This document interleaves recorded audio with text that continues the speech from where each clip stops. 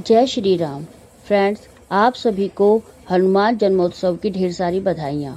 हनुमान जी का जन्म चैत्र मास के शुक्ल पक्ष की पूर्णिमा तिथि को हुआ था और तब से हर साल जो है चैत्र मास के शुक्ल पक्ष की जो पूर्णिमा आती है उस पर हनुमान जयंती यानी हनुमान जन्मोत्सव मनाया जाता है। इस बार यानी कि साल 2026 में 2 अप्रैल 2026 दिन गुरुवार को हनुमान जयंती मनाई जाएगी। हनुमान जी की विशेष कृपा पाने के लिए यह दिन बहुत ही उत्तम होता है। इस दिन विधि विधान के साथ हनुमान जी का पूजन करके आप जो है हनुमान जी की असीम कृपा प्राप्त कर सकते हैं। अगर आपके जीवन में किसी तरह का दुख, कष्ट, बाधाएं हैं तो यह बहुत ही विशेष दिन होता है, बहुत ही खास दिन होता है और इस दिन विधि विधान से पूजा कर कर आप जो है हनुमान जी को प्रसन्न कर सकते हैं। आपके जो जीवन में कष्ट है, बाधाएं हैं, संकट है, हनुमान जी की कृपा से अवश्य ही दूर होंगे। जिनके ऊपर साढ़े सती चल रही हो शनि देव की या फिर राहु भारी होता है तो हनुमान जी की पूजा करके आने वाले कष्टों को जो है कम किया जा सकता है।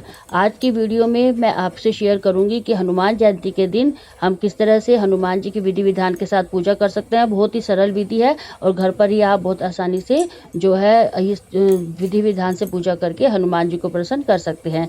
हनुमान जी की पूजा के लिए आपको एक लकड़ी की चौकी लेनी है और उस पर लाल रंग का वस्त्र बिछा लेना है। चावल का आसन देते हुए अगर आपके पास राम दरबार है तो हनुमान जी की पूजा में ज़रूर स्थापित करें। तो ये राम दरबार है मेरे पास, ये मैंने स्थापित किया है। और अगर राम दरबार आपके पास नहीं है तो हनुमान जी की भी जो भी फोटो या प्रतिमा है आप विराजमान कर सकते हैं। चावल का आसन देते हुए हमें गणेश जी को विराजमान करना है क्योंकि जो है प्रथम पूज्य गणेश जी होते हैं और कोई भी अगर हम पूजा करते हैं तो सबसे पहले हमें गणेश जी का आह्वान करना होता है, गणेश जी का पूजन करना होता है। फिर चावल का आसन देकर यहाँ पर जो है मैंने हनुमान जी की प्रतिमा है मेरे पास, ये मैंने स्थापित कर दी। एक देशी घी का हमें दीपक जला लेना है। आप चाहें तो चमेली के तेल का भी दीपक जला सकते हैं क्योंकि हनुमान जी की पूजा में चमेली के तेल का जो दीपक होता है वो बहुत ही महत्वपूर्ण माना जाता है, बहुत ही शुभ माना जाता है। अगर आपको इस दिन सुंदरकांड पढ़ना है और हनुमान चालीसा पढ़ना है तो आपके पास जो भी किताब है वो भी आपको ज़रूर चौकी पर स्थापित करनी है। और अगर आपके पास राम दरबार नहीं है या हनुमान जी की फ़ोटो या प्रतिमा नहीं है तो आप सुंदरकांड में ही जो फ़ोटो है इसी को ही आप जो है पूजन कर सकते हैं इसी से ही।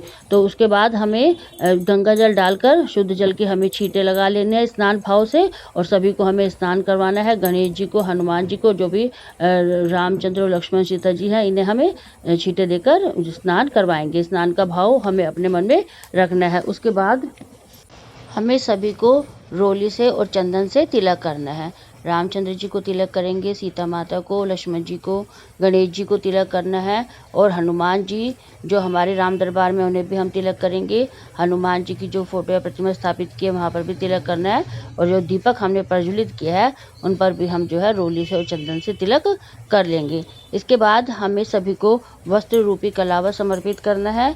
तो अगर आपके चाहें तो लाल रंग की चुंदरी या वस्त्र भी समर्पित कर सकते हैं और नहीं तो आप कलावा भी समर्पित कर सकते हैं। पहले मैं अक्षत समर्पित करूंगी और उसके बाद हमें वस्त्र रूपी कलावा जो है समर्पित कर दूंगी। मैंने गणेश जी को समर्पित कर दिया है कलावा और उसके बाद रामचंद्र सीता माता जी को और उसके बाद हनुमान जी पर जो है वस्त्र रूपी कलावा समर्पित कर दिया। अगर आपके पास जनेऊ है तो गणेश जी को जनेऊ समर्पित करेंगे और हनुमान जी को भी जनेऊ समर्पित करेंगे। और अगर जनेऊ नहीं है तो आप कलावे को भी 5 से 7 बार लपेटकर उसे समर्पित कर सकते हैं। जो भी फूल आपके पास हों वो आप समर्पित कर सकते हैं।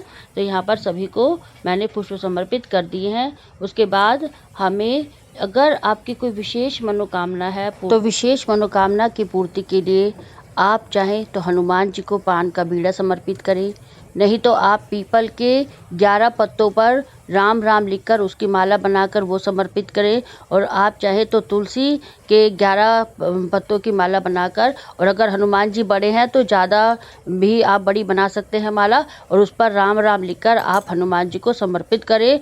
और अपने मन की जो भी इच्छा है उससे पूरा करने के लिए बजरंगबली भगवान से विनती करें तो आपकी इच्छा ज़रूर पूरी होगी। तो इस तरह से आप तुलसी की माला बनाकर बजरंगबली जी को इस दिन समर्पित कर सकते हैं। फिर 1 लोटा हमें जल समर्पित करना है और बजरंगबली जी का जो प्रिय भोग होता है गुड़ और चने का, वो हम समर्पित करेंगे। और इस दिन हमें चूरमा बनाना है, और आप चाहे तो चूरमे के लड्डू भी बना सकते हैं, नहीं तो बूंदी के या बेसन के, जो भी आप चढ़ाना चाहे प्रसाद के रूप में वो चढ़ाएंगे। और केले का प्रसाद हमें चढ़ाना है, भगवान जी को केले बहुत प्रिय होते हैं, और या फिर जो कोई भी ऋतु फल है आप वो समर्पित कर सकते हैं। दक्षिणा हमें जरूर से चढ़ानी है, क्योंकि दक्षिणा पूजा में रही कमियों को पूरा करती है। और धूप हम दिखा देंगे। उसके बाद आप जो भी हनुमान चालीसा पढ़ना चाहते हैं या सुंदरकांड पढ़ना चाहते हैं तो इस दिन ज़रूर से पढ़ें। और आप चाहें तो इस दिन 11 बार हनुमान चालीसा पढ़ सकते हैं। अगर 11 बार ना हो तो 5 बार पढ़ें, और अगर इतना भी आपके पास समय ना हो तो आप 1 बार हनुमान चालीसा ज़रूर पढ़ें। और राम स्तुति इस दिन करनी चाहिए, बजरंग बाण का पाठ करना चाहिए जब आप पूजा करें। और इस तरह से जब आप पूजा करेंगे और बजरंगबली भगवान का जितना हो सके उस दिन आपको नाम लेना चाहिए। और बजरंगबली भगवान से अपने घर में सुख शांति और समृद्धि के लिए प्रार्थना करें, और अपनी मनोकामना के लिए भगवान से निवेदन करें कि आपकी इच्छा जो है वो अवश्य पूरी हो। उसके बाद हमें बजरंगबली भगवान की पहले हम गणेश जी की आरती करेंगे, फिर हमें हनुमान जी की आरती करनी है, और ओम जय जगदीश हरे की हम आरती कर लेंगे।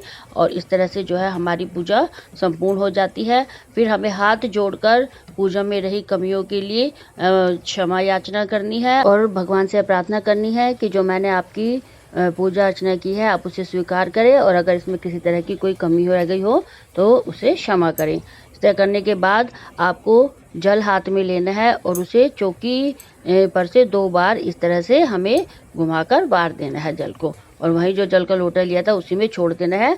बाद में यह जल हमें सूर्य भगवान को अर्घ्य देना है इस जल से। तो इस तरह से हमारी जो पूजा है वो संपूर्ण हो जाती है। बोलो बजरंगबली भगवान की जय। अगर आपको वीडियो अच्छी लगी हो और जानकारी जो आपको इस वीडियो से मिली है आपको लाभदायक लगी हो थोड़ी भी, तो आप मेरे चैनल को लाइक करें और सब्सक्राइब करें, और मेरी वीडियो को शेयर करें। और हम जो महिलाएं होती हैं घर में किस तरह से पूजा पाठ कर सकती हैं, किस तरह से तीज त्योहार मनाती हैं, ऐसी ही और वीडियो के लिए मेरे चैनल को सब्सक्राइब करें। धन्यवाद।